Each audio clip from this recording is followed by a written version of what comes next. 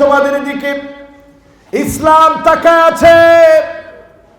ইসলামের জন্য তোমরা নিজের জীবনটাকে দিয়ে দাও, এগিয়ে আসো ইসলামের বিজয়ের জন্য। কতদিন আমরা সময় পাবো কেউ আমরা জানি না।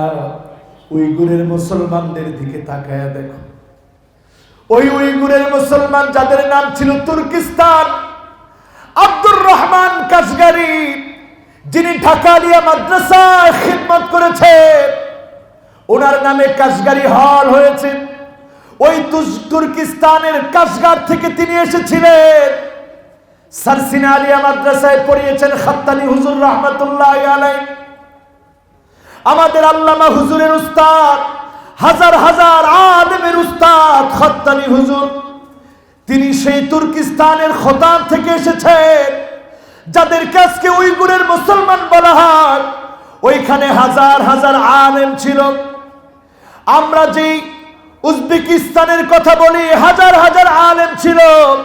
তুর্কমেনিস্তানের কথা বলি, হাজার হাজার আলেম ছিল। কিরগিজস্তানের কথা বলি, হাজার হাজার আলেম ছিল। শুধু আলেমরা জালেমদের বিরুদ্ধে কথা বলে নাই, মাজলুম হয়েছে, হকের পক্ষে কথা বলে নাই। এই জন্য দেশগুলোকে যিনি ধ্বংস করে দিয়েছেন তিনি কে? চিল্লায় বলতে হবে মুসলমান তিনি কে? এই জন্য মুসলমান সজাগ হয়ে যান।